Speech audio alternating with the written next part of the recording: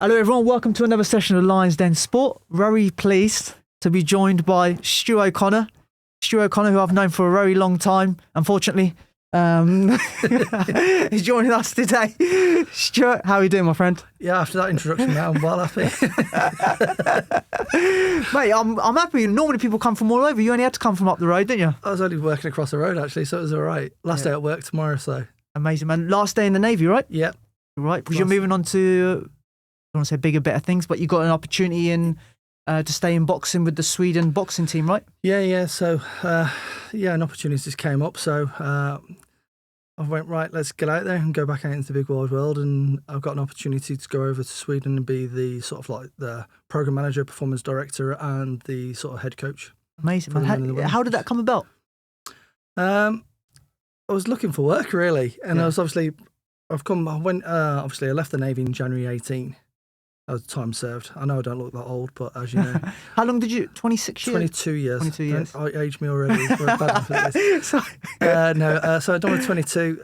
Then I went out to the Cayman Islands for about a year working for them, helping set up their association. Then came back, started doing a little bit more business, charity work back at the club. Yep. And then a thing called, what's it called? Covard or something along those lines. I can't remember what it's called. You didn't start, did you? I was like, yeah, come back from Cayman and brought it with me. No, so that happened, and obviously, like everything else, new business, it just killed me off. Boxing at 2 metre intervals doesn't really work that well. I know how much boxing means to you in your life, how much it means to all of us, right? Yeah. What did you do during those 2 years? To be honest, without keeping it explicit. No. To be honest, mate, I had to. Lucy was still working in the Navy. Navy, so she was still working. We had to separate from her. We had her parents living with us because her dad wasn't very well. So they was living with us at the time. So basically, Lucy started to work and live on the base, and I got sort of right. See you later, and I had to go into sort of hiding. And I went back to. I lived in basically near Dartmoor for about 6 months in my mum's holiday sort of cabin. Oh, by yourself? By myself. Wow. On the edge of the Dartmoor, nobody around me. It was like, this is not good for me. Yeah. And I was there for a few months on my own in the dark, just quite miserable, quite dark. It don't sound like you, does it? No, and it's not me. And yeah. I was like, I sort of need to get out of here. And then I went up to Birmingham and I thought, well, this isn't much better. And I realised why I left. No, I'm only joking. I like Birmingham, just saying. So I lived in Solihull at my mum's, and my mum so I lived up there for a bit. And then eventually I came back and I got an opportunity to come back into the Navy and work FTRS, and I went, well, this is probably going to be really good for me because obviously not working, and I've worked all my life. So, and then being left and just being sort of stranded and not doing anything, it was quite dark for me at times. Then the Navy gave me an opportunity of, you know what, it's probably the best thing for me. And I did that, come back in, and while I was here, I started my Masters in High Performance Sports Coaching. Yeah. Which, considering I left school with 2 GCSEs, one in mugging, one in shoplifting. You got caught for that as well, didn't you? Exactly. No. So it was like, so I went, well, I need to get myself better, and what can I do? And I went, well, I went to speak to the university, and they offered me a place, and I went, well, that's good. So that's a good start. And then I thought, well, there's not going to be any jobs coming up now until after Paris. So I went, well, there's not going to be no jobs for the boxing side of things to get back into that.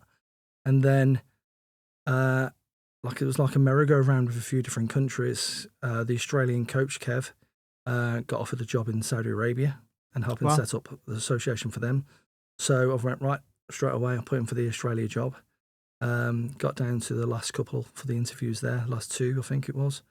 And in the meantime, when we was having a chat, you saw that I had an email saying India are looking for people as well. I went, right, I don't know if you remember that. And we had the coffee, and I went, right, I'll put in for that. I got down to the last few for that. Amazing. And then the performance director who was hiring everybody, Santiago, he got the Australia job, and that put everything on hold in India. So I went, oh my God, everything stopped. Yeah. So then in the same time, Canada was looking for somebody. Wow. And I went, okay, I'll put in for that. And I must have been a jinx because the performance director left, the head coach left, and I went, nobody wants me to go there. You just need to stop putting an application in. I'm that bad because I'm upsetting everybody.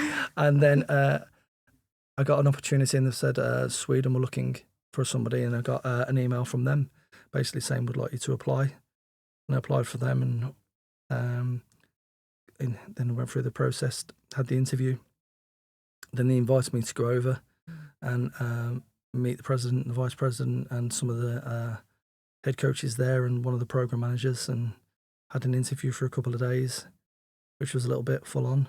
Yeah, but I got looked after. But then eventually, after a long process, they offered me the job and to go over, and I start in a couple of weeks. Amazing. So you better learn your Swedish. You better pick up on that, right? Yeah. It was weird because obviously I went for a tournament at the King of the Ring this weekend, and obviously I was just there, and they've went, right, you can't coach your team. I just want you to come and meet people, speak to everybody. And so I'm walking around, and obviously I'm wearing the Swedish tracksuit, and everybody's speaking Swedish to me, and I'm going, hi.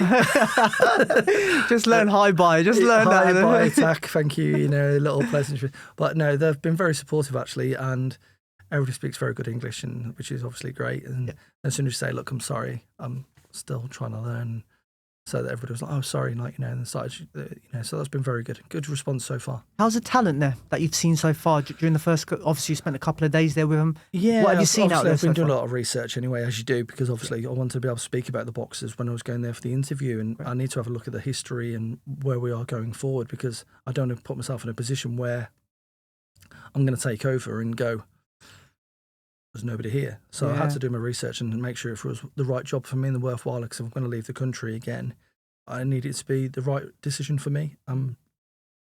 The people in my family around me. So, they've got some really good talent actually. They've got Agnes, who has just done the Olympics. She boxed female boxer, right? Yeah. Female boxer at 60 kilos. She was previously world champion as a junior and as a youth. Wow. And she's been to the Olympics. I think she's, if I'm being totally honest, she's just lacking something at the moment. I don't know what it may be, or whether it's a little bit more belief in herself. I don't know until I actually speak to her, but she's getting the opportunities, she's getting looked after, and hopefully, me coming over, hopefully a different set of fresh eyes might be able to help her push her onto that next level, and hopefully not just qualifying for the Olympics, but also medaling when she gets there, because she's definitely got the talent. And there's a girl, Love, who's just got a bronze in the recent female European Championships. And there's a few good talented lads coming through as well. And there's a heavyweight that's just come back as well. So we've got some really good lads as well. So I had a good chance to have a look at a few. The first week in December when I get over there is the national championships. So it's a great opportunity for me to have a look at everybody and start highlighting who I want to be able to work with, what potential I can see. And that'll give me a great start to the new year, really, to be able to say, right, hit the ground running, because next year's a very busy year when you think we've got the female world championships in March in New Delhi. Oh, okay. And then you've got the men's world championships in May in Uzbekistan. And then you've got the European Games in Poland, which is the first Olympic qualifier as well for the European teams. And that's in June, July. So you can imagine it's going to be a very, very busy first few months. So that's the first qualifying for the Olympics, and then obviously it'd be Paris 2024, Paris the Olympics 2024, at Roland Garros. Well, one thing you did mention earlier, and I just want to touch base on it, is the boxer, the female boxer. You said she's lacking something, and that's something that I've seen from me having worked with you previously. Is that you don't just try and focus on your boxing; it's other things that you need to improve on as well, and you're not scared of getting other people involved into the program to try and improve that boxer, which not many coaches do now. And that's something that I think you did a while back, personally, with me as well. No, definitely. I think for me personally, it's, you've said it a lot in the interviews recently, they're saying, like, what's your coaching philosophy? And for me, it's a biopsychosocial. It's the easy bit is the X's and the O's, if you like, the technical, tactical, strength conditioning. That's easy. Anybody can sort of do that. I think the coach-athlete relationship is the most important thing, and being able to look a little bit deeper at the cultural differences, the environment where they are, getting inside the boxer's head, because you need a good relationship with the boxer, because if you can do that and you can get inside the head, and you see it with football managers all the time, they have a great relationship. They work really well together, and whether it's Pep or Mourinho, they take it to another level. That their relationship with their athletes, and people used to say Jose was rubbish and he just treated people badly. But then you see the way that some of the players reacted when he left, and there was in tears. Yeah. And you're going, well, that's a coach-athlete relationship, and I want to be able to help build that. Not crying when I leave, because obviously they'll be crying with happiness probably when I leave, but as you did. No, definitely not. But it's a case of, for me, you've got to look beyond that. And I'm not an expert in all those fields, and being around different environments, and, when you're up at GB and you've got the sports psychologist, you've got the performance analysis, you've got the strength conditioner, you've got this, that and the other. It's in those little marginal gains in those type of areas to help you. There's no point in you coming up to the gym and you're having a terrible time at home or this, that and the other with your wife or your kids, and things are not right. And you come to the gym and here's me going, why aren't you concentrating? And, giving you grief for it, and you're going, well, that's not good enough. Get out of the gym. You're not focused. And, well, actually, if we had a conversation, how's things, mate? How's life back home? Oh, I'm having a few problems. All right, mate, no drama. What do you need? Is there anything I can do? And give you that support in those different areas. And I think that's really important to be able to do that. I've seen you do that with boxers in the gym.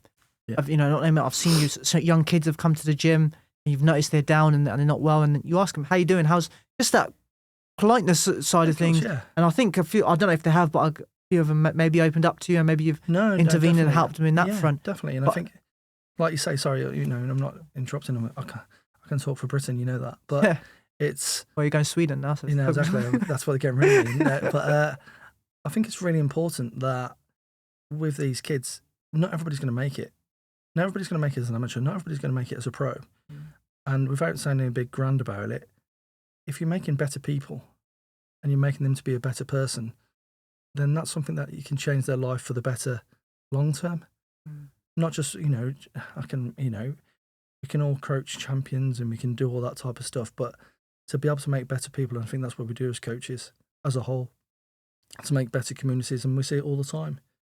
And there's no better place than doing it in boxing clubs, is there? Oh, yeah. How many characters have got, me personally been involved in gyms most of my life, how many characters come through the gyms, and how much has boxing changed their lives? Oh, massive. Massively. It's crazy when you see it, and that's why probably we get so much investment at times, and probably not enough, if I'm being honest, but you can see how important it was in people's lives coming back from things like COVID, and how much it was important for not just the families, but also the communities around to be able to go, we've had this release, and to come into the gym and be around those people. And we say, I like Poseidon, my club, because it's not just we can create boxers that can box at a decent level like Taylor and a few others, it's a case of we're also helping people better, to become better and healthier. And I don't just mean physical health, but also mental health as well. And a lot of benefits that you can get from that. And I think, because of that, there's a lot of advantages from not just being a pure boxing club, but also a community club as well, which also has its drawbacks. And you'll lose a few boxers from the time to time, but that don't necessarily understand that. But it's you've got to be able to try and help other people for the bigger and the greater good, if you like. That's the job of a coach, right? Yeah, of course it is. Yeah. That's why we're in to do it. Is to hopefully coaches not doing it for themselves. You do, but mainly you see these community clubs that really want to improve people. We all do it for free. Not many people can do it and earn a living out of it. So you're doing it. Why are you doing it? Oh, because I'm doing it to help other people. We all get a buzz, obviously, as coaches, when you see your boxers win or you perform really well, and you really get that buzz about it. And you can go, yeah, I done that. And we have a laugh and a joke, and I'm going, I'm kind of a big deal and all that, having a laugh and a joke. But and in that inner circle, we know it's a little bit of a laugh and a joke, because I'm quite get embarrassed by that type of things. Yeah. But it's to be able to change people's lives. I think that's massive. And I think we do that as coaches all over the country, and probably all over the world. Because how many people you see in Cuba and everywhere else? It's to change their life. It's massive, just by a sport and giving them role models, education, boundaries, and I think that's where sometimes we can give people. The amount of times that parents come into the gym and go, "I want you to discipline my child." It's not really my job. I'm here to be able to help them and give them opportunities, give them train healthy, balanced. But if you do something wrong, I'll tell you to stop. If you're doing things right, I'll give you praise. and some of them have never had praise before, and it's like, or you're just constantly getting told off. But by giving people boundaries, it gives people those opportunities to improve, and I think I love that. I never had praise as a boxer from you, so But I'm no, still. to be honest, like I just said beforehand, when boxers deserve praise, you get it. Fair play. Hey, sure, I just want to go back to you. Obviously, that's great, everything that we talked about there. But I want to talk a little bit about you. Find a little bit more about you that we don't know all about. Where's it? I knew you grew up in Birmingham, was it? Yeah, but grew up in Birmingham, yeah. Your dad obviously was Terry O'Connor, a well-known referee, a British referee. Loads of people are cut off the cut. Yeah, probably. But yeah, tell me how it was. Obviously, growing up in Birmingham. You mentioned about your school, only 2 GCSEs and stuff. Yeah, no, I mean, no, I grew up in Birmingham, obviously with my mum and dad. I've got a brother and a sister as well. Yeah. But my main topic at that time was grew up playing football. My brother wasn't really interested. Villa, was it? Villa? Come on, the ball. Any Man U fans out there, thank you for one. Just saying. Oh, mate, yeah. But no, it was, it was typical Birmingham. It was rough, tough at times. I think my brother got bored a lot, so he got me into loads of fights just for his own entertainment. But that was my brother for me. But then, if anybody questioned me or upset me, he'd be the first person there. So he gave me sort of a bit of tough love, if you like, really. But looked after me. He always has. Well, is that your older brother? My older brother, yeah. I'm the baby of the family. As you Are you really? Yeah. Wow. Still a big grown-up baby, yeah, aren't I, really? 100%. But no, so it was a case of my brother looked after, and even my sister at times. It was tough times, fighting and everything else. But it was just what sort of you done. You had a bit of fighting in schools, and I think that was the way it was in those days. And so football was an outlet for me. I used to play at a decent level, and then I got released. So who did you play for? The Villa. You played for the Villa? Okay, great. Youth and all that. And then obviously that didn't go particularly very well, short period of time. Then I got, to Stockport County. I went up there for a trial. Lee Hendry's dad was the manager at the time. Okay. So I grew up with Lee Hendry, playing football with him. And then I was doing that and doing some boxing for Aston Villa as well. I remember walking into the gym for the very first time, and the gym used to be in the Holt End in the pub. So there's a pub just at the back of the Holt End, and you go into the gym, and I was like that with my bag, probably about 8 or 9, and they're like, upstairs, Nipper, and, so you run upstairs, and then there's a couple of rooms up there, and you've done your training up there. How did that come about? How did you get involved in boxing from? Well, like you said, my dad was an ex-pro boxer. Was he? Oh, okay. So he had about 45 bouts as a Amateur, as a pro. Okay. So as a area champion, he boxed all over the world. He boxed against, I think it was 2 Muhammad Ali's opponents. One was Alfredo Evangelista, who was a European champion, and he boxed him in Spain and got a draw, and that's one of his better bouts. So he got around quite a lot, but I think it was one of those where he went, things don't always go the way that you want it to, decision-wise. So he said, one thing I will do whenever I stop boxing is I'm going to turn into a referee. Because he went, if you deserve a fight, no matter who you are or whatever you are, you're going to get the decision. Because that's the way I've been there. I've seen the hardship. We've all put the hard work in. Just because you've got the fancy name and the fancy shots doesn't mean you're going to get the decision. So he's always been open and honest with that. And I still get phone calls to this day. What do you think? What do you think? What do you think? Do you agree? And I've went, well, I agree with that one, disagree with that one, but I can see where you're coming from. So we have those regular chats and competitions and banter about amateur boxing is better than pro boxing and vice versa, obviously, as you can imagine. But I've got my pro license as well now. So, but I'm going to wait, obviously, until the right time, and probably when my dad stops judging, because obviously it stops people from having another moan. Just Was he stopped refereeing now, your dad, isn't he? Yeah, he stopped because you get to to a certain age and you have to stop, so it's just judging after that. Oh, okay. So he had to stop. I think one of his last big fights was Bellew and Usyk. Yes. That was the last one major. He'd done a couple of smaller ones after that, but that was his swan song to leave, really, and that's not a bad one to leave out on, really. What a fight that was. Yeah, it was, what an occasion. It was class. Did you go to that fight? No, I'll try and keep away, because obviously just keep out the way. But it was a great fight to watch on the TV. Yeah, it was good. Well, a great fight to watch live. But yeah, so that's how my boxing started really, because my dad. My brother's been doing boxing, and I was just doing some football and some boxing at the same time. And then in the summer, there was no football and there was no boxing, so I've done Gaelic football. And I don't know if you know, it's Irish, it's a little mixture of football and boxing. Yeah. I've tried it. I've tried it up in Scotland. It's crazy. Yeah, so it was great, and we played for a team called Erin Go Bra, and so we played all over England, and then we went over to Ireland and got absolutely spanked when we got over there, as you can imagine. Yeah. But no, it was a good time. So that's how I just enjoyed playing all sport. But obviously, I really didn't get the bug through boxing. I went to a lot of training, but I didn't get any bouts. Whether it was because I wasn't committed enough, or my dad didn't want me to, which is probably more likely. Yeah, he knows how tough the sport is, doesn't he? So I think it was a case of, I'd done a lot of training from the age of 9 or 10, but I didn't have my first bout until I was 20. Is that obviously in the Navy? In the Navy, yeah.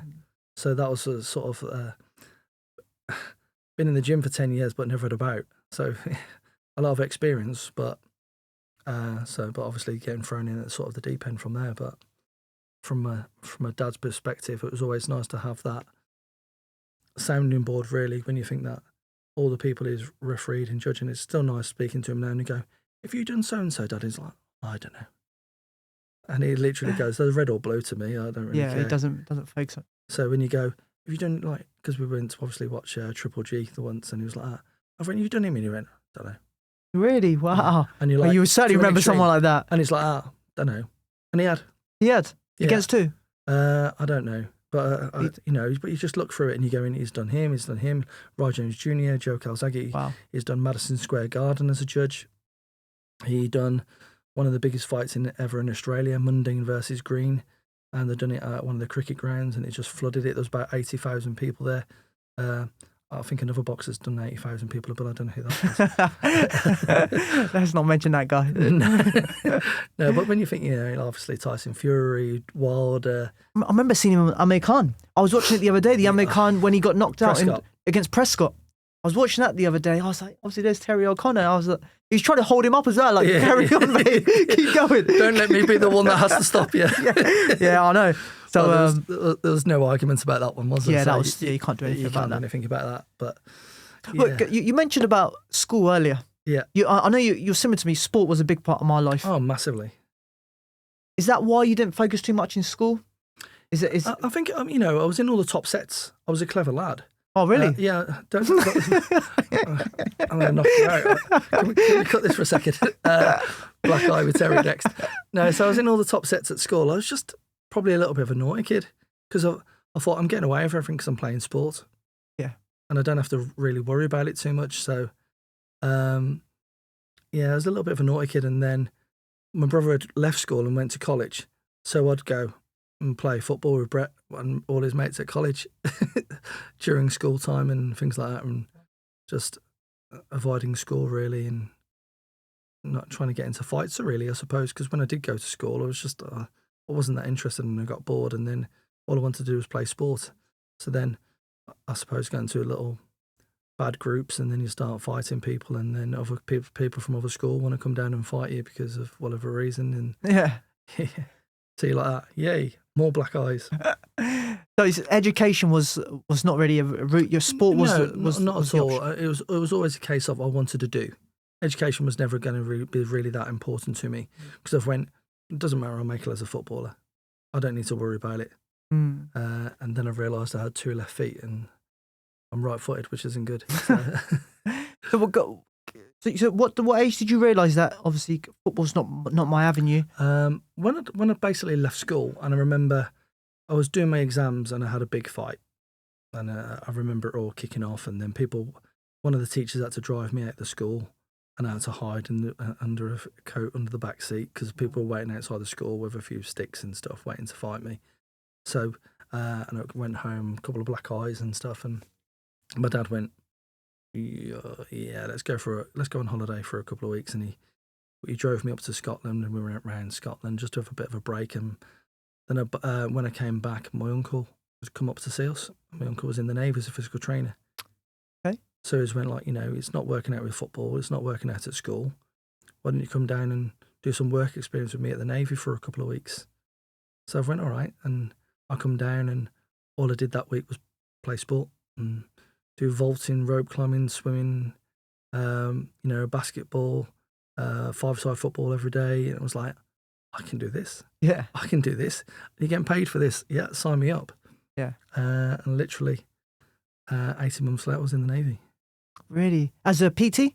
No, not straight away. You had to join up as a different job at the time. So I had to join up as warfare. So like, driving the ships and steering the ships realistically and firing guns and doing like, in the operations room, tracking all the jets and stuff like that realistically. And were you allowed to play sports alongside that? Yeah, so I was playing a lot of sport and I was doing my PT training because that's what I wanted to do. So I went on board the HMS Illustrious, which is a big aircraft carrier. And I was fortunate enough to do global because we went towards Australia, Tokyo, for the Hong Kong handover. Okay. So I was over there for that. So during that time, I just done loads of sport really and played, done circuit training and learned how to become a PT really, or preparing me for an aptitude. Then when I come back, I done my PT aptitude and passed that. I was on PT course, and before you know it, I was dressed up in a little white vest and white shorts and shouting. Still brings me nightmares, those photos. So how did you find boxing in there? So, well, I didn't even box within the first year. It was more football still. Was it really? Yeah. Yeah, so even on that deployment, there was nobody really doing any boxing. It was all football. And I went, so I still had that little bug really. And then it wasn't until I joined my second ship and there was a PTI who's like now a commander who's like, transferred over to the dark side, is in the officer world. Chris Smith? No, Alna Cruz. Oh, okay. Nice. So he's involved he's a boxing chairman, I think he is now, or he changes every week.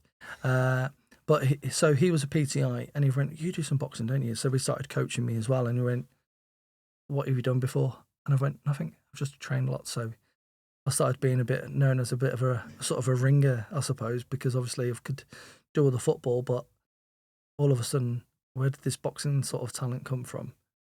And I remember I couldn't get off for the sort of regional championships for the Portsmouth Regional. And I went, okay, well, can't get off on playing football. Then they went, right, you got the Navy Championship, so you have all the champions. So you had the Marines versus Scotland versus Portsmouth versus Plymouth. Oh, okay. Versus the Fleet, which is obviously all the ships at sea. Yeah. So we went, right, let's go into a tournament. And I went, okay, no drama. And I remember my first bout ever being against a Royal Marine who'd had about 8 bouts, won about 8 and stopped loads of people and had muscles on his muscles and like that. Brilliant. And everybody's looking at me as I am now, like, still got a grown-up baby's body, do you know what I mean? And I just pinged him all over the place and, gave him a few counts and everything like that. What happened there? How many bouts you had? I went, none. So, and then I ended up boxing somebody else. Can't remember his name now, but boxed him, beat him. And then that was me getting on sort of the PT course and moving on from there. But that was my first 2 bouts. And then I got sort of looked at by the then Navy coach at the time, which was Q Shillingford. Oh, he was the coach there back. He was the Navy coach at the time. So he started having a look at me and sort of went 2 bouts. We'll fast track you a little bit. And so I got put in with a few different lads and different levels. And then I had to learn very quickly because at the time there was Mick O'Connell, who was a previous ABA champion. Yeah. You had Neil Suku, who was obviously a top kid. Yeah. You had Matt McDonald. So we had probably about, at the time, or over a few year period, we must have had about 6 or 7 between super heavyweight, heavyweight and cruiserweight and light heavy. Probably about 7 or 8 lads that were in the top 10 in Britain. And it is me coming through going, ping, ping, ping. So it was a fast learning curve for me, really. My dad told me about Zico because he used to. My dad, along with Q, they used to do some training with the Navy, and he told me Zico is so powerful, so strong. But his jab was lovely, long range shots. He was a good, tall, long range boxer. But you had to try and get past his jab, otherwise it's going to be a long night for you. It's like I was listening to music, just ping, ping, with the head going all the time. They didn't teach you head movement then, did they? No, I learned the hard way, mate. You know what I mean? So I think because I've been thrown in, not thrown in, but I had to learn quite quickly. So a lot of my sort of stuff was at that early stage was quite experiential learning, as in learning the hard way and learning, like, you know, learning from the other boxers as well as the coaches. But obviously, when you had Q focusing on the inter-services, rightly so, we were the ones that were coming through, having to learn from watching, seeing what was going on, as well as the development there. But I think a lot of the things that we had to learn from was from the other people around us, which happens in most gyms, to be honest. And it was just the way it was at the time. Then I went on PT course, and that's, you know, where I've went, right, actually, I'm preferring the boxing to the football now. So what happens next? And during the PT course, we got asked if you want to do like a level 1 coaching course. So I went, yeah, I'll do that. And that's how sort of like, you know, my coaching career started.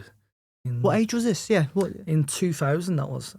So it might have even been 99, but 99 or 2000. And how old were you at this age? 22. Okay. You started coaching, started getting your qualification when you were Yeah, quite young so there. 22 when I was... but the good thing, obviously, in that respect was because you're learning all about diet and nutrition, sports psychology, and so you're getting introduced into all those different areas that has sort of made me, really, is in the fact of I understood strength and conditioning. I understood a little bits of sports psychology. I understood the importance of all the little marginal gains at that stage to be able to try and help create the boxer rather than just the boxing skills.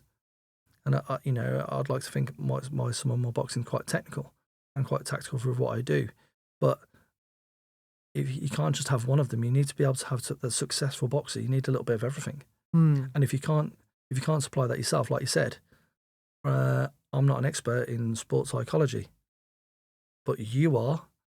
Would you like to give us a favour and help us out and look at and speak to a couple of boxers, give them different options? And sometimes it's nice for athletes to have a different voice, a different person to speak to. And I think that's quite important too. You can't be all things to all men. And I think I used to try and do that. And it's only through you're spreading yourself too thin then, and you can't give people what they actually need. So I think I learned quite early doors that to give people what they want, you need to be able to get the right people around you. And I think people are still scared of that, to give that power up and to give that power away. Yeah. And I think to be able to go, no, if I want you to be successful, I'm going to give the best team around me. And if I can get the best team around me, and even if you do all the work, it still makes me look good. It still makes the boxer look better. And I think that's the key. So I think that's what you do really well. As I said at the beginning of this, I had similar experience where you brought someone in and helped me out mentally to try and make me a better boxer. And it worked, I felt. Yeah, no, definitely. And, you know, you definitely improved because of that. And it gave you a different outlook and it gave you confidence to be able to perform. And I think there was a couple of bouts that I can't remember the lad's name that you boxed against, and I went, I think you lost on the split, but you went, wow, your growth just from where you was to where you are now is massive.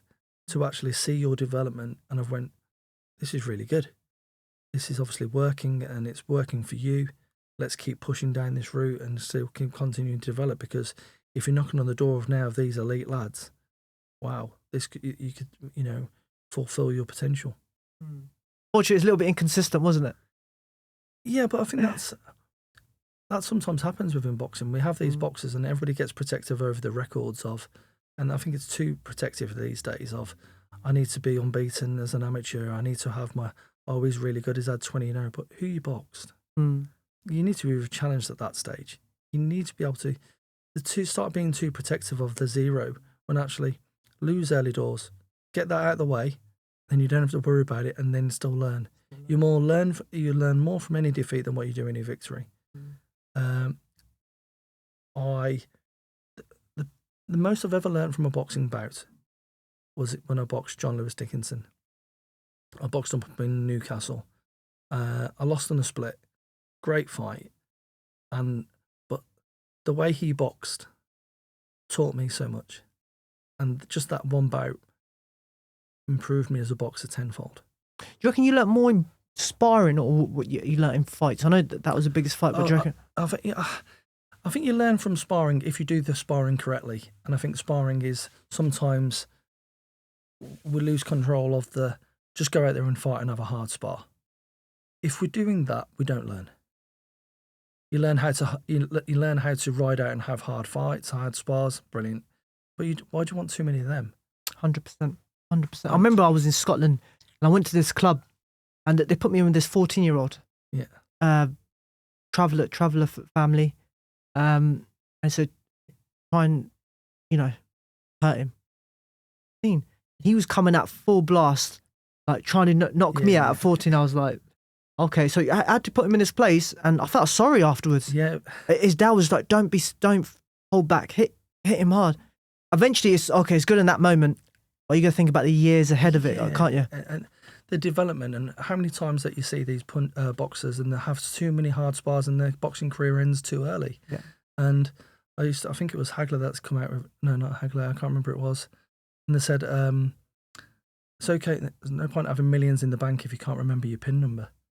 I think Floyd Mayweather was saying something similar to that and now. And it's true. And earn your money, do what you want to be able to do and get out, but still have your marbles if you can. Because there's no point. What's the point of having all these hard spars if you're not getting much out of it? But that's the pros as well. The pros get paid money for it. The amateurs don't as well, do they, on that side of things? No, but I think, and this is what my argument with everybody, and not argument, but it's a case of everybody goes, stay amateur, go pro, stay amateur. It's up to the individual. And for me, if you've achieved everything that you can as an amateur, and you've achieved everything that in the high is what you can get, and you want to go pro and have a couple more bouts and then a few quid, why not? As long as you learnt the basics. But as long as you've learnt it. But if you're still an amateur and you haven't gone as far as what you can do, why are you turning over for? Because you're not ready. And even to the extreme of someone like Taylor, he's on the GB program now. He's just in the Commonwealth Games. Hopefully, he might go to the Olympics. So he hasn't reached his pinnacle. So he doesn't need to turn over yet. Because the more he does, the more he learns, the more he develops, makes him a more exciting and better boxer for in the pros, to a certain extent. So I think you can turn over and whenever you like, but do as much as what you can so you're better prepared. Yeah. And that way, you're in a better opportunity. Have as much experience as you can in the amateurs, right? Yeah, definitely. Go as far as you can. And if you want to go pro, if you want to go then, your peak could be a Southern Counties champion or a regional champion, novice, quite low level, but actually still a great achievement. But if that's your ceiling and you're never going to reach GB and you want to make a couple of quid, put on some shorts, see a little bit of lights, bit of music and a bit of glamour, and a couple of £100 rather than picking up a trophy for 20 quid that stays in a box in the loft or something like that, you actually go out, give people a little bit of an entertainment. I haven't got an issue with that. As long as you're safe and realise it's a business now and not a sport. And there's a very fine line between the two. And I think that, I've been fortunate enough to work with a lot of boxers and boxers at a top level that you go, wow, you're class. You are mustard. You can make it as a pro. Then go over and they can't sell tickets. They're struggling to sell tickets. Then all of a sudden they get left. Yeah. And they're left and you're like, well, what's next? And they fall out of love with the sport. And that's so difficult to see then. It is that much talent, right? And that's happened for years in our sport, hasn't it? Oh, yeah, definitely. Years. I've seen so much talent in boxing that we lose out, unfortunately. But I just want to go back to you again because we keep siding off. You had how many fights did you have yourself? I had probably about 40, 45. So it wasn't too bad. But did you do combined services and? Yeah, so I won the novice combined services, if you like, the under 10s, the under 20s, and then I won the elites as well. So, I was fortunate enough to do a fair amount and box against some decent people. I lost to Derek Chisora in the I think it was Class B final. Is that 81, 91? 91 plus Chisora. Oh, did you super heavy? You went up to face? Yeah, I think we had a heavyweight at the time, and I'd just come back from C, and they went, "Oh, you'll be right. Just going at super heavy." I'm like, "Yeah, all right."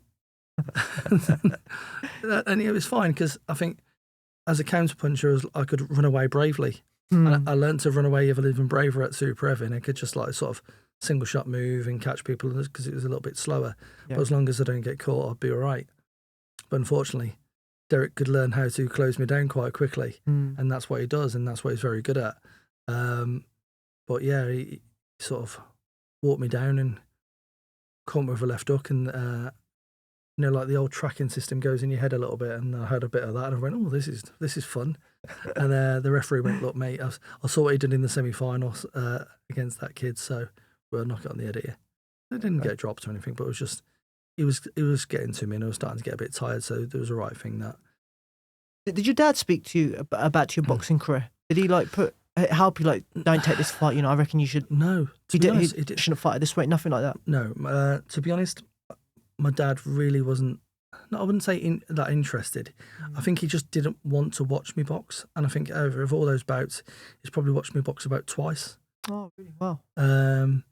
It was none of my family. My mum watched my dad a few times and went all over the world with my dad. Didn't even want to know if I was boxing. Didn't even want to know. Just let me know after you finish boxing and just say you've had a bout and you're okay and you're safe. That was it.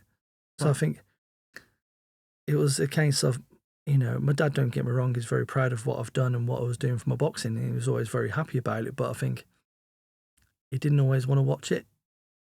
Seeing probably, so probably a lot of people out there that have got children that are nervous watching the children box. And I think as an ex-boxer, you probably go, well, feel sick as it is, and you probably didn't want to have those feelings again, and I can understand that. So it was nothing that I was ever bitter about or anything like that, because it was like that. It was one of those things in the Navy, you're fighting, but you're fighting all over. So for people to try and come down from Birmingham to come down, but he was there from the inter-services. And that's obviously my biggest win, winning the inter-services and being crowned that as an open or an elite open was class. Did you go, obviously, we'll come on to the Army v Navy, but that was very, because I know recently, I know this is a sore subject, but it definitely is something I want to touch base on. Obviously, you boxed, you had 45 fights. When did you decide to go into coaching then? So I'd done my coaching in 2000. 2000, yeah. In 2000, I went to HMS Raleigh, which was my first draft as a PTI, and I took on a coaching team there. So they basically said, this is your unit, teach some of these lads how to box. And my very first team, I had a lad who used to box for me called Wayne Gardner. Oh, okay. Yeah. Okay, so we had a team. So I was like 22-year-olds teaching these people, going for runs with them, doing all the training with, because I was still boxing at the time. So I went, come along, really not knowing what I was doing, to be honest. But given I know everything, I'm a young 22 boxer, I know everything there is to know about coaching. You're like, yeah, cheers. But you learn quite quickly as you're going along. So I was boxing probably one step ahead of them, or two stages ahead of them, so I could teach them the basics and the fundamentals of boxing, if you like, and from there teaching them the shape and how to be able to do straight shots and movements and the simple boxing at the simplest form, really, but do it well, and it worked. So I went, I'm enjoying this. I'm actually enjoying being in the corner, and not just being in the corner, but building that team and having that team ethos. And I think that's something that I've always enjoyed being able to have, and because I've had it with football, and to try and bring that team ethos into making a little family environment, and you get the better out of people, and you battle for each other, you work for each other, and help each other through the dark times. And I think that's really important to be able to have that around. And that's something that, like we said earlier, was that, the biopsychosocial profile of trying to keep that team environment and building a team and building an environment, build that culture. And I think it's something that's been with me for most of my coaching career, really. But that's how it started. Wow. And then you coached there, and then when did you eventually coach the actual naval team? Well, I came back, I was still boxing at the time, and then I am coming to your answer. Don't think I'm no, it's good. So I was in the Caribbean on a ship as a PTI, as you do. Okay. And as it was there, I was training by my coach again, and we was about to go into Venezuela, and we was going to save some money for the orphanage over there. So we went, right, I'm the PTI. Let's do like a village fete, and we made some stocks, throw things at the captain. And my coach at the time went, well, we'll make a boxing ring, and we'll put you in it, and we can come in and beat you up for a minute, and we'll pay a couple of quid to beat you up. Obviously, there was a lot of people coming in to beat me up, as you can imagine. But there was a girl that came in called Lucy, and she just came at me like a Tasmanian devil, and she said she gave me a black eye to this day. Could have been any of the 37 or 38 rounds, but let's say she did it to keep her happy. I can, saved me a wreck at home. But yeah, so she gave me a black eye, and I went, right, come on, you can start boxing. So I taught her how to box on the ship as well. Then when I came back, we set up sort of the Navy's ladies team. Amazing. And that's how I started sort of coaching within the Navy setup to start with. So I had like Lucy, I had Victoria Sollitt, Carla Palin, Claire Teeling. So a cool, I've only probably about 6 or 7 girls, but it was in its embryonic stages within the country. So we could go everywhere, and we'd have teams come to us for sparring, and it was like a great way to be able to learn, because as they was learning, I was learning at the coaching as well. So it was a great way for me to be able to learn, and not at the unit level, but now I'm going to speak to other clubs. I'm speaking to other clubs around the country, and I'm traveling to national championships with these girls, and they're all doing really well. So I'm going, okay, my confidence is growing, and some of these girls are doing really well now. I think within the first season, I think, Lucy got gold, I think Vicky got bronze or silver, Carla got a medal, and Claire got a medal. So I went, wow, I've made it now. I'm all over this. I know what I'm doing now. But obviously, then after that, that's when I got the opportunity, after a while, of boxing for Graham Alderson. He was a coach at the time. Oh, you boxed for Graham? I boxed for Graham as well. Oh, okay. So boxing for Q, boxing for Graham, and then it was sort of, right, your turn now. And I went, okay, I'm happy with this. I've seen what they've done wrong. I'm going to jump all over this. And then my lessons really started to take, and you start learning and going, wow, I'll take it back. I thought I knew what they was doing right and what they was doing wrong, and I'm going to do it my way now, and it's going to be perfect. And then you go, okay, now I'm having to learn properly. And, and you can understand then why they was doing what they was doing, the pressures that they was under, the situations that they had to cope with when they was under. And I went in there, and I went against my philosophy of going, I don't want to be friends with everybody. I'm going to go in and be hard, be firm, become a little bit of a taskmaster and put them in the place and do. It wasn't fun. And then I wasn't getting the results that I got. So I had success, but not the success that I thought we warranted. So we sort of had that reflective piece to be able to go, actually, I need to go back to trusting my values and what I want. And actually, and did you learn this halfway through that period, or was it? Yeah, it was halfway through. I was probably quite quickly within about 6 months into the first season.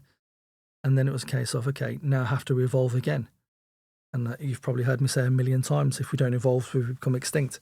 And we always have to try and evolve, whether it's mid-season, mid-round, mid-macro cycle, whatever it may be, mid Olympic cycle. If it's not working, and we can change it, and we can see where the ideas that we need to be able to change it. Don't be frightened of change. If you've got to be able to. Boxing has changed dramatically. It used to be computer scoring, then it used to be, 1 point, scoring every shot. 3 judges had to agree, and then that's evolved. Now it's a 10-9 must system, and it used to be 20 head guards. Removing the head guards, adjusting that. You have to keep your head away now, and rather than head clashes and people getting cut. And we had to remember how to treat cuts. Now it's like pro bandages for the elite level, and it's forever changing. They're looking at the next way to be able to do scoring, and there's new science coming in. Like, I don't know if you've seen the concussion with gum shields. So they have you can wear a gum shield now, and it can identify if you could get concussion. Because it starts because it's in a fixed, and the skull's fixed. I know it moves obviously, but it's fixed in the jaw. It can they use it for rugby as well mainly. So they record the velocity of impact and things like that. So for me, having to think for the future, will they potentially use this as an objective way of scoring? Because we're all saying subjective, refereeing, officials or judging, oh, that was wrong, we got robbed, he got robbed. Yeah. And you go, and people are saying that they're getting robbed don't even know the scores. And they don't even know how to score. And that's one of my bugbears, really. But it could be a case of, I could land 5 jabs, you land one big rear hand, who's winning? In this sort of instance, the new scoring system is what the judges like.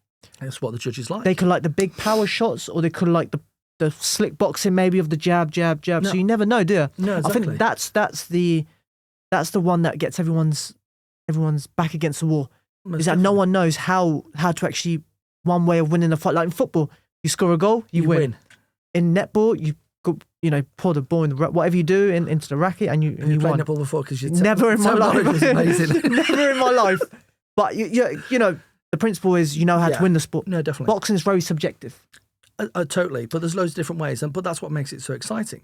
But it's little things like, for me, you can have a really close bout in the pros, really close bout, and me and you are boxing each other. First round, really, really close. I nick the first round. I'm 1 round up. Another really close round. I nick it. You could have a really, really close fight, but I could win by 12 rounds. Yeah. And it could be a unanimous decision, win by 12 rounds, and everybody goes, that's a joke. It was a lot closer than that, and it should be at least a split. No, I've just nicked every round. It's been the closest. Okay, let me ask you one. Josh Taylor, Cattrall. Yep. You're talking about close rounds. How did you score that? Honestly, I didn't score it. You didn't score it? I didn't score it. You're just watching it. I was just watching it. And sometimes you've got to be able to, and they always say it, turn the TV off. Sorry, turn the TV off and just walk out. Because some of these you probably still watch the television, yeah, wouldn't you? Exactly. No, so you turn the sound off. And you hear it all the time. And Jim Watt, was famous for, I think my favourite comment I've ever seen with Jim Watt was, I think Germany was beating Brazil 7-0. And it said, but Jim Watt's got Brazil up by 2. You know what I mean? Yeah. It was just a funny joke. But how many times do you hear the officials going, oh, it's close about this one. I think he's got it. I think he's got it.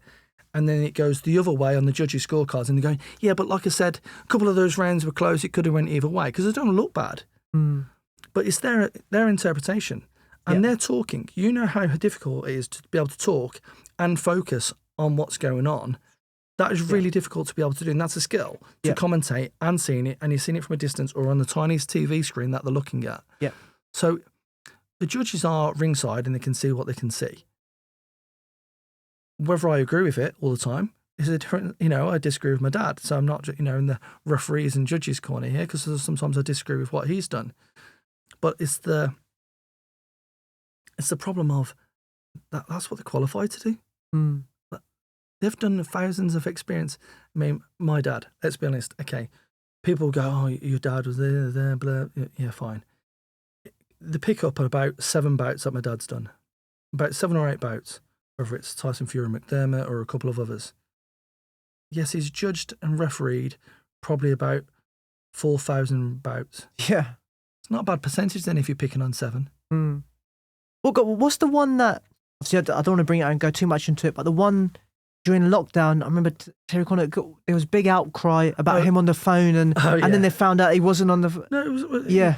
And again, this is, you get me started now, you get me rolled up.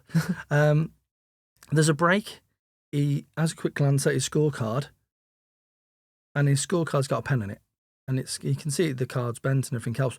But you look at it and it looks like in the frame shot, he's looking at a phone. And it does look like that.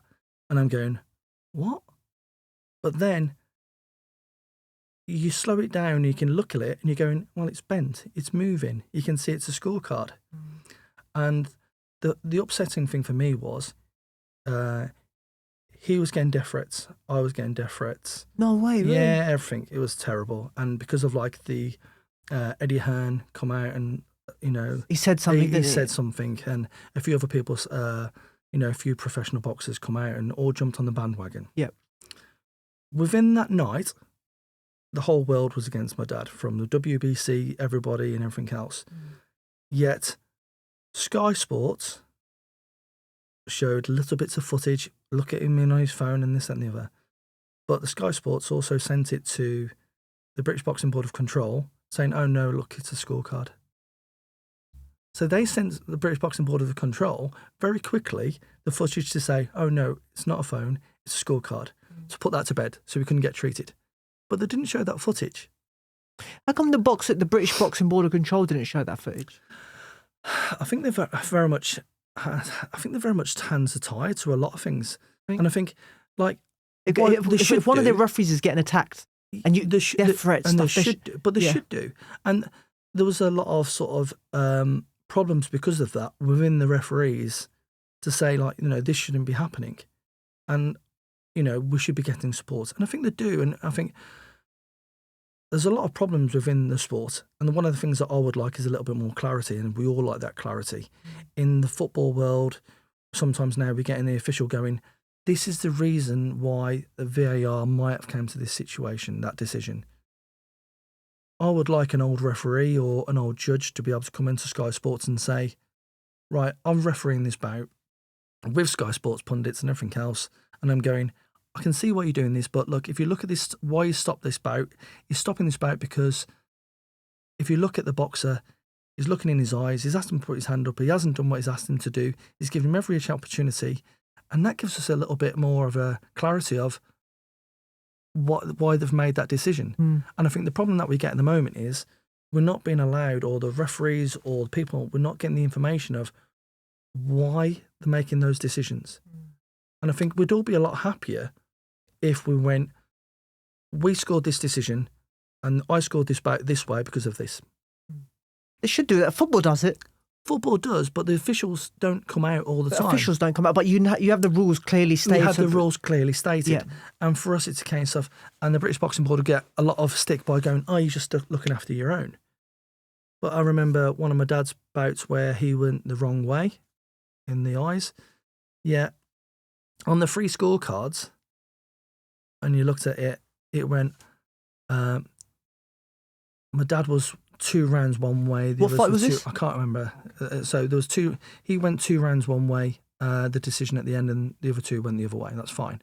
But on all the free scorecards all the way down, my dad agreed with a judge on all the way down with 2, 2, 2, 2, 2, 2, 2, 2, 2, whatever it may be. Yeah. So he was on the sort of the majority verdict for each round. But he went the other way, and the other went to the other way. So you're going, well, actually, he just the way it totaled up. Yeah. And you do one round at a time, and you see, the commentators go, oh, I don't know, I've scored that one a draw, I've scored that one a draw, I've scored that one a draw. You don't do that many draws. Yeah. You can't. You have to be able to put your neck on the block and say, that's who's won that round. If you can't, you might be able to do 1 or 2, but you shouldn't be doing and copping out and going, oh, it's a really close round, so I've got 7 draws. You can't do that. You have to make a decision, don't you? That's what you're there for. No, exactly. And that's why you paid very minimal. And people will be surprised of how little that you actually get. Under that much pressure. For that much money that people are getting in the pros, and you're talking about, like, an Anthony Joshua world title of something like that, and he's getting, like, 100 million or whatever, or 40, 50, 60 million. The refereeing judges are probably getting a couple of hundred, a grand maybe. But the British board take a certain percentage out of that, don't they? Yeah. And then that's up to them to give it back. Yeah, but it's not a massive percentage, but then the boxing board have got to be able to run.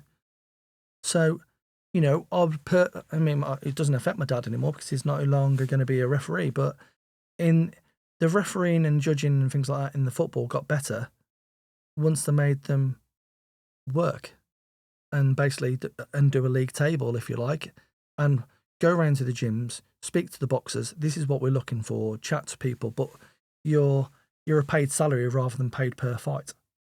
Okay. Yeah. So you can actually say and hold them to task a little bit more, right? Right. So you go. Right. You go as a couple of judges now. I want you to go to Shane McGuigan's gym. Just chat to the boxers. Tell them what you're looking for when you're boxing and things like that. So they have a little bit more of an understanding of what they're looking for, scoring shots wise, if you do this and you're running away, you're not going to win a world title by running away. So these, and have that little bit of clarity and communication, whether that would happen or not, I very much doubt. But we've very much digressed. Massively, yeah. Massively. I'm glad I got you to a passionate rant there. That was good. So, I want to talk to you about Lucy O'Connor. Okay. So I've known Lucy a long time. She was actually when I first went to train with Q Shillingford, she was someone who I met there initially. Yeah. She's like 54 kilos or something, 56 kilos, something like that, boxer. Q, and obviously you said she boxed for you as well. How did you two meet? How did she progress in her career as well? Yeah, so like we said earlier, Lucy O'Connor's your wife as well. Yeah, unfortunately. I mean, sorry, no. No, so we met obviously on the ship, and when we've done obviously, and that's how she started to box. But so she started boxing for, I think she had a first bout for Q the same day that I boxed Chisora. She had one of her on the same show. Same show, and she lost to a girl called Laura Saperstein, who was like vastly more experienced from a girl from Australia, and then she started boxing from there and continued. So she's done a little bit with Q, working with me, working with the girls, like we said earlier. And she started boxing at 57.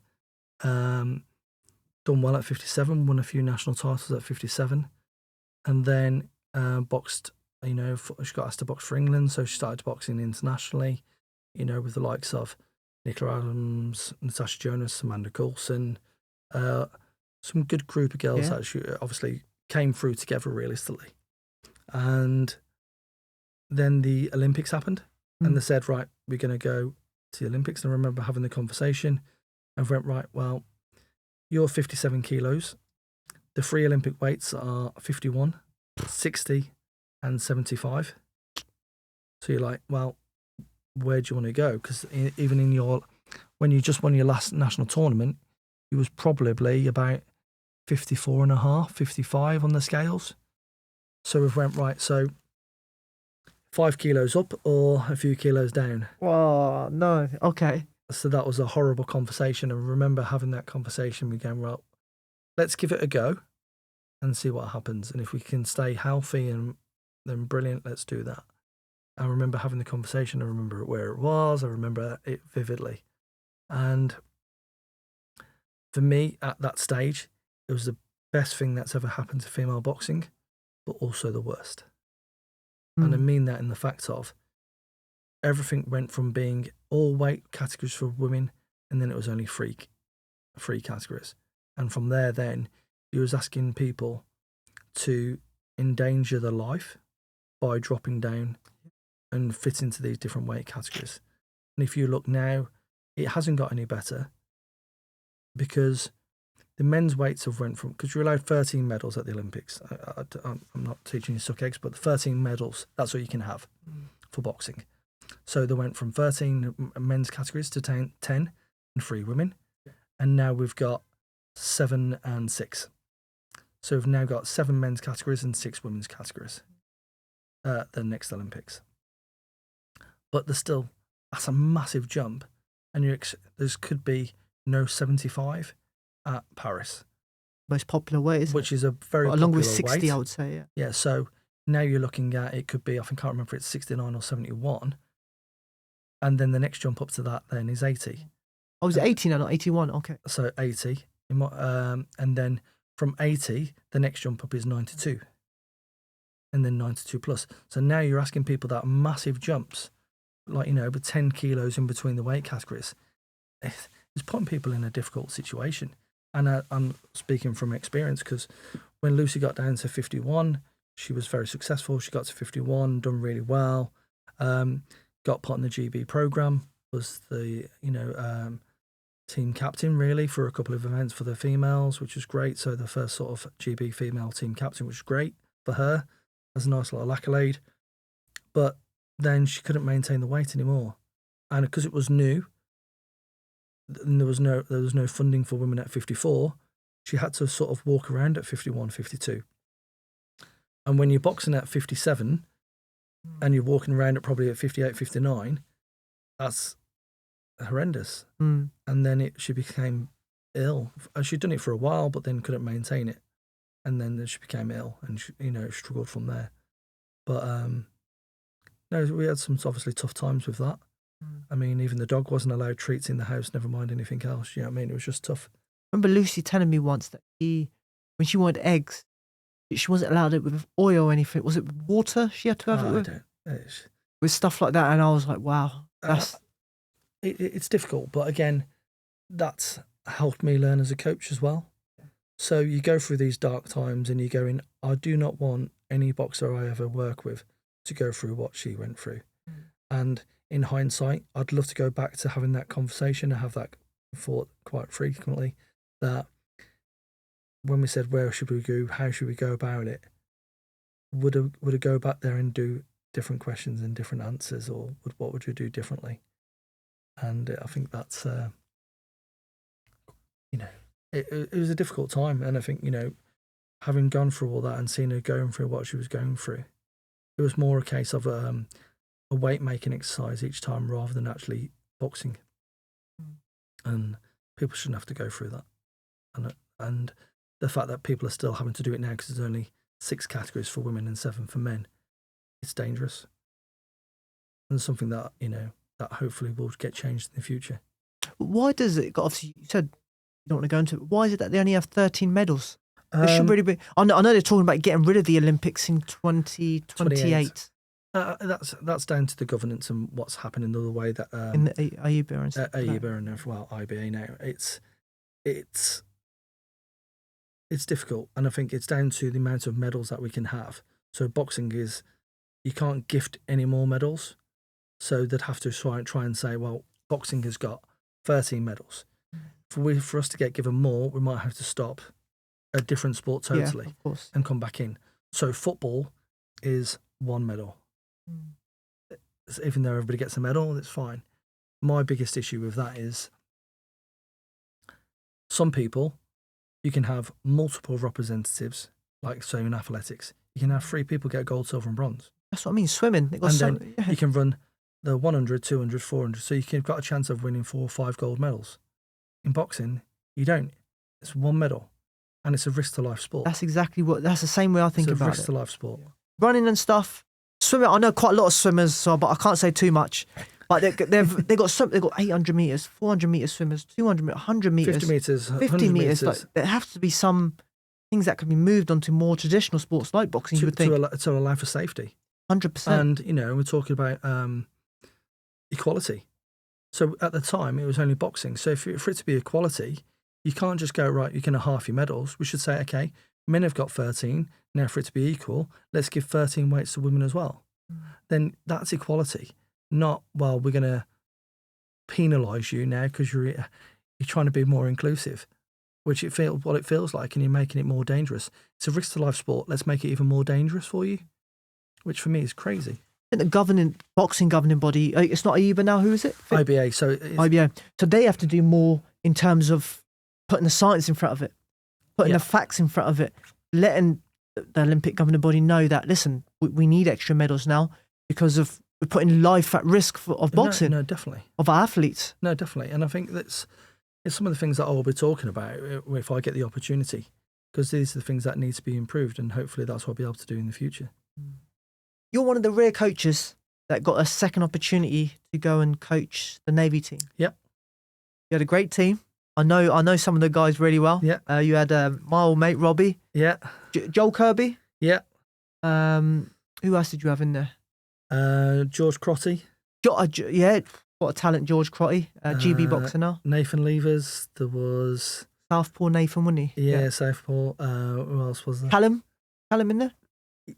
Yeah, did some bits with me. Yeah. You had. To be honest, it's probably one of the best squads. Teams that I've had, and you're looking around, and again, it was the environment with the team, and everybody bonded really well and worked together well. It was really nice, and I've been very fortunate to work with so many good athletes like Ricky Rose, Ant Smith, and some really good talented lads, Greg Welling, Andy Nailon, and we're very lucky in the Navy that some people join that have been very talented and been looked after in different clubs, and they come to the Navy, and it's a case of they've got this talent, then you can go, right, now you can train with me full time. Yeah. So I can take you from where you are now, potentially to that next level. And it's just tweaking. I remember I used to love getting a few emails from coaches going, oh, my lad's just joining. You're like, when's he joining? What date? Right, cool, I'm in. And you virtually drag them straight from training and take them away to different countries to do some boxing and then get them ready, which is great. Yeah. So we've got some good kids, and I think it's very nice that we can try and look after them and try and involve some of those boxers and the coaches to say, like, I remember Jack Stringer joined. Okay. Pompey lad, yeah. Yeah, Pompey lad. Well, Southampton lad, whichever way you look at it. A Pompey lad, but obviously he boxed the golden ring. Did he? Well? Oh, okay. So I remember inviting Stewie Gill to come into the corner at the national championships because he knows him better. So we could talk in the corner and say, what do you see? What do I see?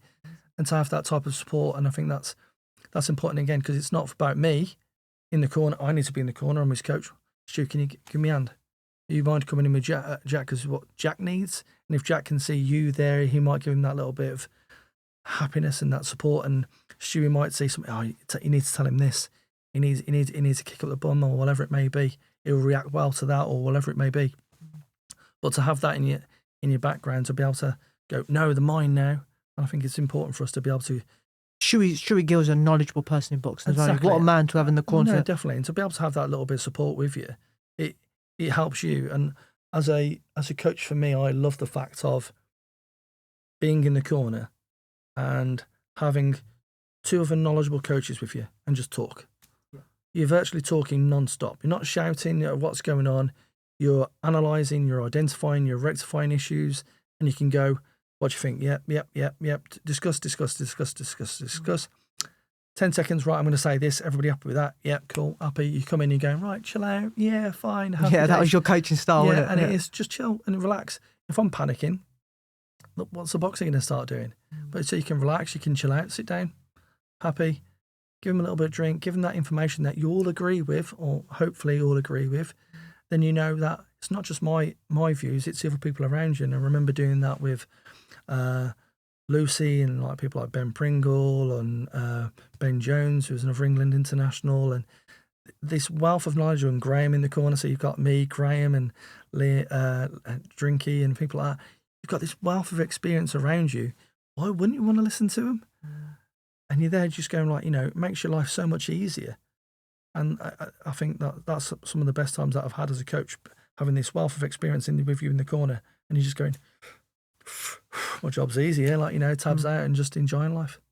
As long as people don't overstep the mark, I guess, as well. Trying to step on your shoes and trying to but that happens as well, doesn't it? That does happen at times. Yeah. And, I think most coaches will probably get annoyed at in the fact of you're trying to get your last piece of information out to that boxer.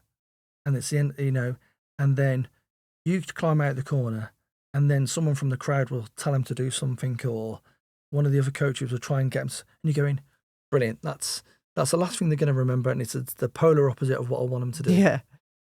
Just, I think you saw that quite a lot with the Anthony Joshua Usyk first fight. Yeah, you saw that. That's a prime example of. You had McCracken telling to do this, and you had other coaches in the corner saying, shouting other things at the end. And that confuses a boxer. You want to be clear. You want to give clear guidelines and instructions, and if you're giving conflicting messages, that's not good for a boxer. And they're going, well, I'm lost a little bit. I don't know. I'm going to try and do a little bit of both to try and please everybody. And then the end up, you're doing nothing. You're just stuck in no man's land, which isn't great for anybody anyway. Absolutely right. Absolutely right. So we said a bit about the Navy squad. The reason I brought that up is because you were there for your 2 years? I'd done... The second time? Yeah, it's about 2.5 years. 2.5 years. And obviously, it was taken over Chris Smith. Yeah. Great guy, love Chris. But then they went on and won the combined services. Yeah. How did that feel for you? Mixed. Because you're happy because you know as well as I do, that team isn't built in 3 months. And, that's built from what I done, what Graham done, what I done previously, and what Graham done, and what Q's done. And then it's Chris done well, and he had the finishing touches to get across the line, which is brilliant. But it's a case of that was not Chris's win, not my win, not Graham's win. It was a collective, and the people that are there. It's a little bit bittersweet because you want to be the one that, oh, I'm the coach, I've won it. But actually, it's that legacy of everybody's done that together. Mm. And I think, you know, how long does it take to build a boxer? Yeah, I don't know. It takes a little bit longer than a couple of months. Yeah, oh yeah, definitely. So, you know, and the coaches, and this is, you know, in services, brilliant, great to win it and everything else.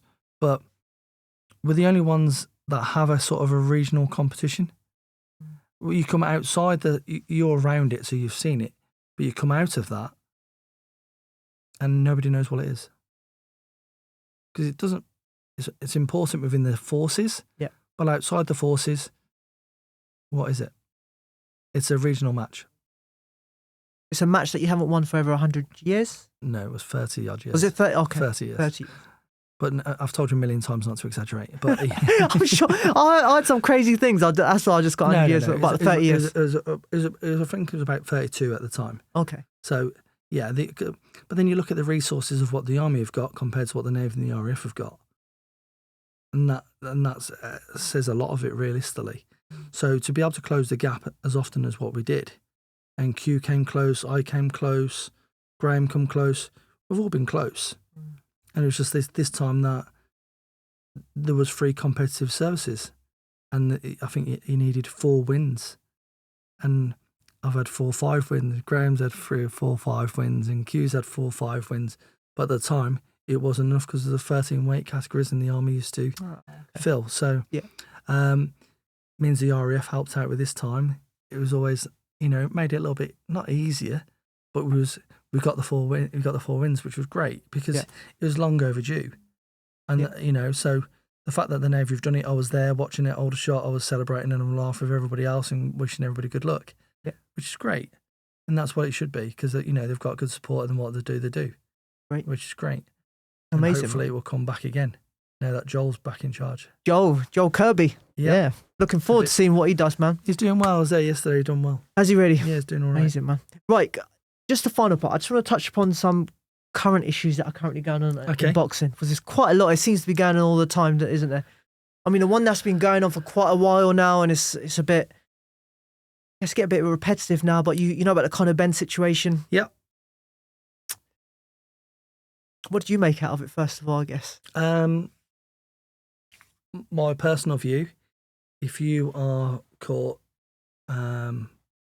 cheating and taking drugs, performance-enhancing drugs, and this is where you've got to be careful, performance-enhancing drugs, and found to be cheating in that way, then you should be banned for life. Do you know the thing I don't get? It's so strange. Like, it's banned on the VADA list. The UCAD list doesn't have it banned. So why is it everyone's saying it's such a bad drug? It's such a bad thing. And if it's such a bad thing, why haven't UCAD got that on their list as well? I'm not sure if they've not got it on, but he wasn't found with that in his system on the UCAD testing. Okay. So I think that's slightly different. I think the drug will be on the UCAD as well as the VADA. Okay. So it's the different types of testing. So although they're saying it was voluntary, they signed up to it in the contract. So it's just, you know, why would I cheat if I'm volunteering? No, you're volunteering for it because the WBC and the rankings. So that's why you had it in there. But he wasn't signed. He wasn't in the top 15 for the WBC. He didn't sign up with WBC, did he? He didn't sign up to their VADA program. But he had to be for this fight. Did he? Why was that? Because I think they was trying to get it. If he won, then he'd get into the rankings and believe that. So okay, we might be getting mixed messages, but that's what I got told. So if it wasn't important, why are you putting it in? And then if it is important, you put it in your contract, so it does mean something. Then if you get tested from that, then you can't go, well, it's not important. We'll go because UCAD don't find it. It's a performance-enhancing drug. You failed that twice.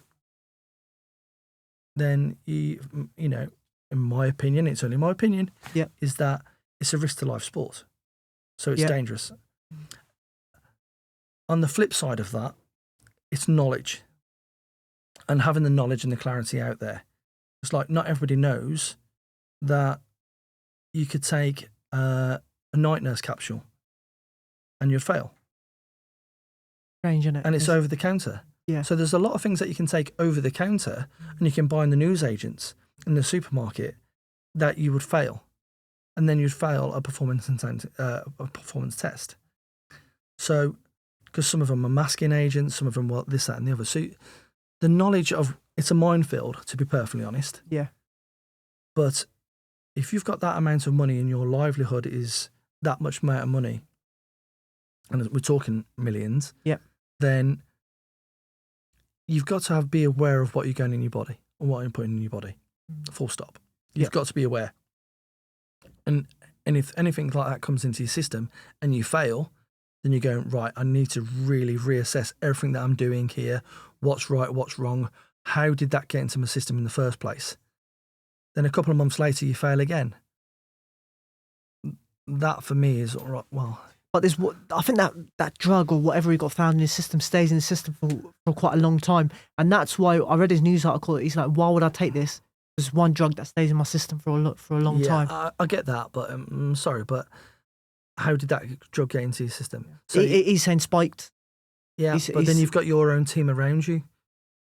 So, there'd be, and if I was getting spiked and I got found out the first time, I'd really be looking at my team around me to find out how did I get spiked in that first place, not for it to potentially. A lot of blame has been going on this Dr. Usman. Yeah, okay, so, but that for me is an easy blame. So I've spoke to Dr. Usman. Yeah.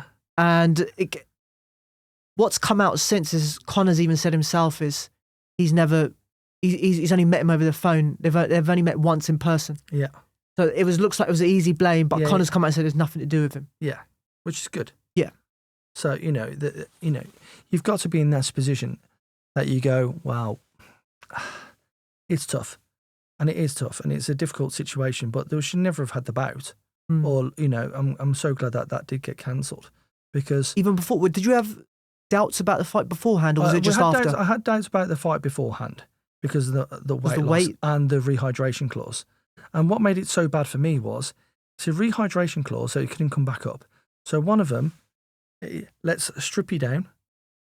You can't rehydrate, and the other person could be positive for performance-enhancing drugs. And they still wanted to go ahead with it. And they still wanted to go ahead. But that's down to, for me, that's down to money, because there's a lot of money involved in that now. If I'm Chris Eubank Jr., I've invested in sparring, I've invested in my coaches, I've paid bills, I've paid for camps here, there, and everywhere. Now, because that bout's been cancelled, he doesn't get any money. So all of a sudden now, if you like, not that he's in debt, but he's indebted to all these people, and he's already paid out that, expecting this money to come back in. You put that into perspective. You had Eddie Hearn, and you had, who's the other promoter? Who's Sowland. He was saying, well, we can't cancel the bout. Chris Eubank wants to fight. And you've given great evidence as why Chris Eubank doesn't want to cancel the fight. Because he's got all this. So it really should be down to promoters to go, do you know what? We're morally obliged to go, we need to stop this fight. Yeah, and we've seen Eddie Hearn saying people shouldn't take, I mean, it's quite funny, old and fights. You see the clips of it, old fights, it shouldn't be happening, this, that, and the other. If you're failing, you shouldn't be in the stable, blah, blah, blah, blah, and this, and the other. And then when it's one of his own fighters in this situation, oh no, the British Boxing Board of Control shouldn't have cancelled it. What are you cancelling it for? They're not even part of your testing. You still failed a test. Yeah. Do you reckon there's a way back for Conor, Ben?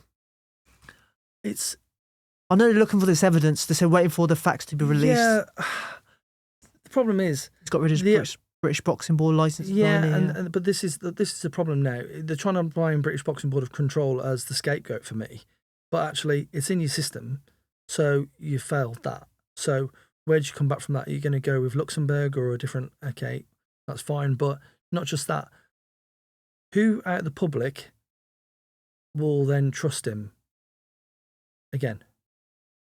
Because he comes back and he bangs somebody out, and he comes back and he's flying, and he comes back and he has a great fight as he's come back, knocks the kid out, great fight. Then you're going, well, is that him or is that him on drugs?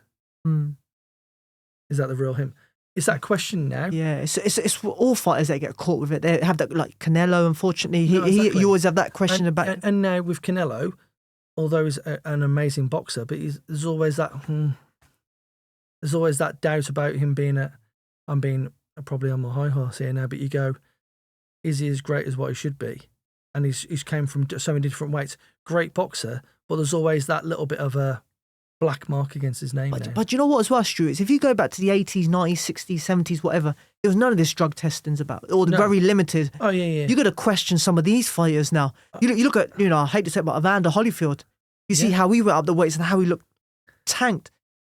Some of the British boxers as well, I don't want to mention names, but you got people like that who just look tanked and stuff.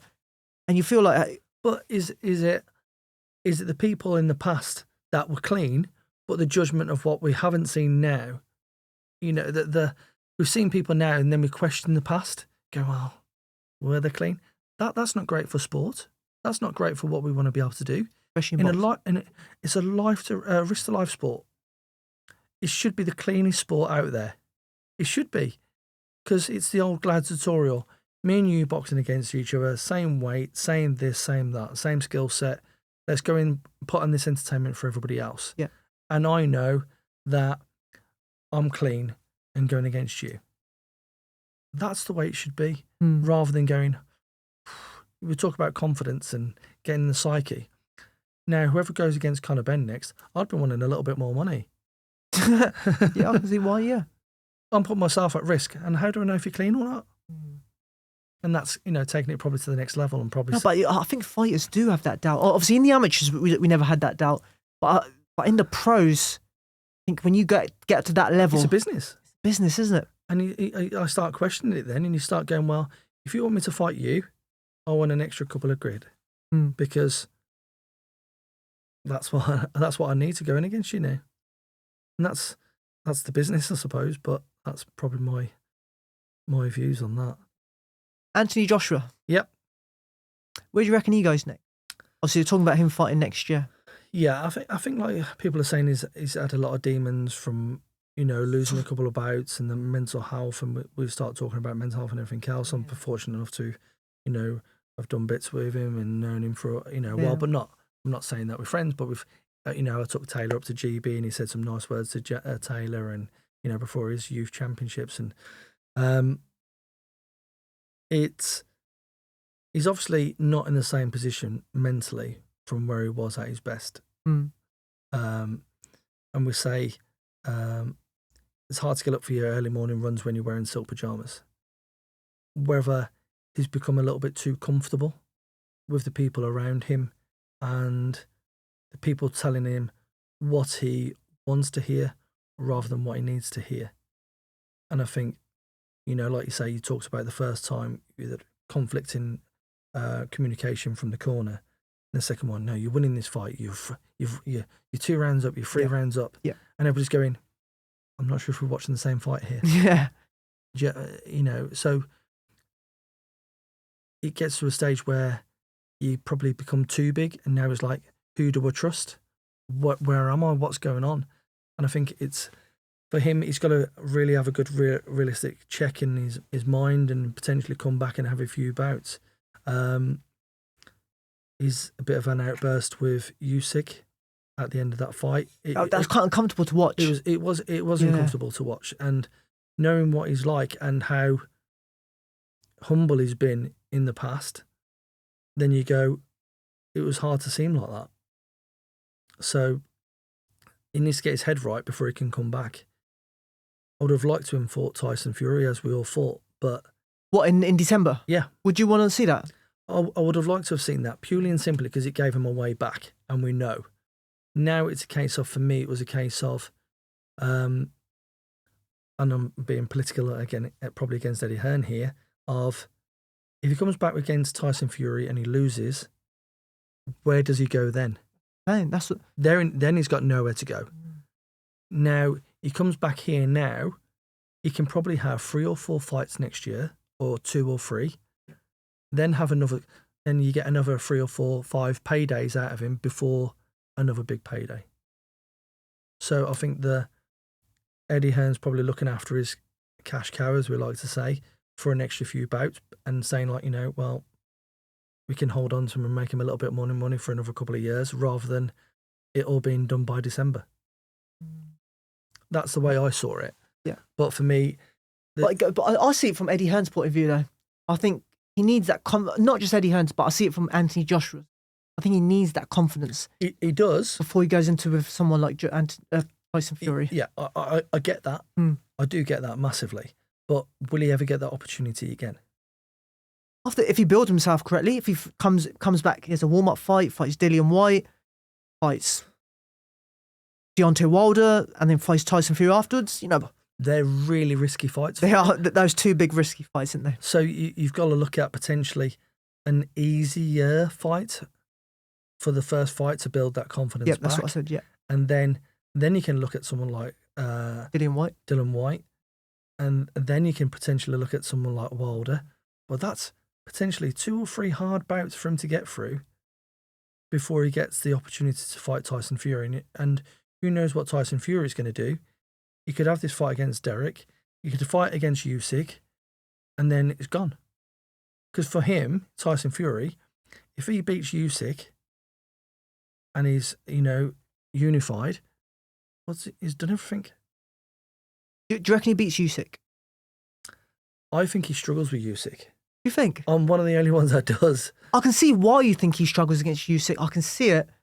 If you think about Usyk struggles with... if you look at, from me as a coaching perspective, you go, the one that Tyson Fury struggles with more than anything else is speed.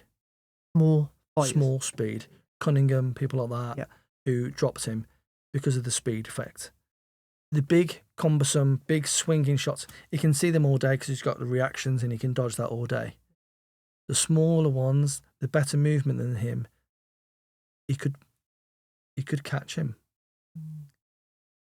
So that for me is... It's an intriguing fight, It's an intriguing fight. I think it's more... I don't want to put it... In that way, it's more intriguing than Joshua Tyson Fury, potentially because of the small... Yeah. If Tyson Fury... You see what Tyson Fury did to someone like Klitschko, who's a Anthony Joshua-esque. He out Klitschko. Yeah, Just exactly. Jab, hold, move, work. He'll probably do the same with Joshua. Yeah. That's why I think the Usyk ones... I think it's a little bit tricky. Yeah. But then, you hear that, you hear people say, a good big one will always beat a good little one. True. But then he's a very good little one. I remember when I was boxing for you and Lucy, I remember you and Lucy when he was supposed to fight David Haye. Yeah. You like to get sparked up by David Haye. In my mind, I was like, I don't know. But I went with your opinion because you guys knew it. But then, obviously, that fight didn't happen. And then you thought he'll get beat by Klitschko, which we all thought. Yeah. What he did to Klitschko was crazy, and how he's gone on. He's one of the strangest fighters. He surprised me on countless times. Yeah. But he surprised a lot of the world, to out Klitschko like he did. And I thought David Haye would, like Cunningham, would be too quick for him. Mm. But then we saw David Haye. If you say David Haye in his element, in his prime, against the Tyson Fury in his prime, I just think he catches him.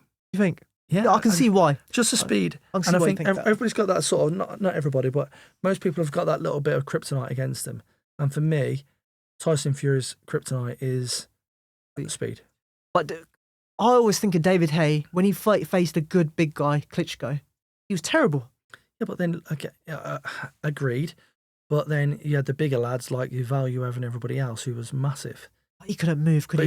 He couldn't, nowhere near someone like... I agree, but then you wouldn't say, okay, we're talking about Klitschko there and Tyson Fury, 2 different levels. But Cunningham dropped Tyson Fury. Yeah, when Fury's quite early in his career again. Yeah. And Cunningham is nowhere in the same level as David Haye. Yeah, that's true. Very true. So it's it's what Tyson Fury turns up. Yeah, and for me, it's a case of fights. Boxers make fights, and different styles make fights, and this was interesting. Like we're saying, well, he beats him. I always thought that Tyson Fury beats Deontay Wilder beats AJ, and AJ beats Fury. Mm. That's the way I always had it in my head. Yeah, because Tyson Fury can box, but so can AJ. He's an Olympic gold medalist. He can box, and he can move, and he can box, but he can whack. Deontay Wilder is wild, as we all know. Yeah. And Tyson Fury can easily outskill that and walk him through, catch all the shots there and catch him and fine, brilliant.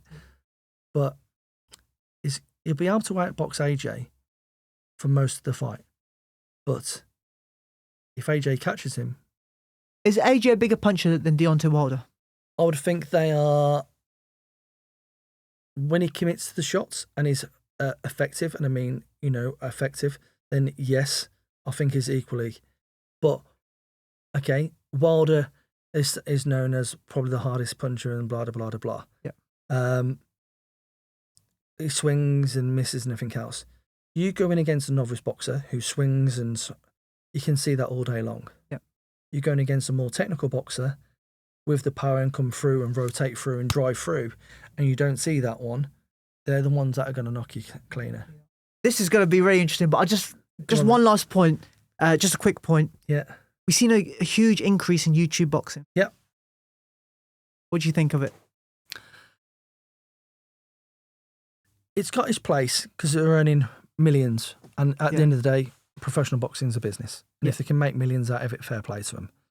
The only issue I will have is making sure it's run correctly and the matchmaking is done.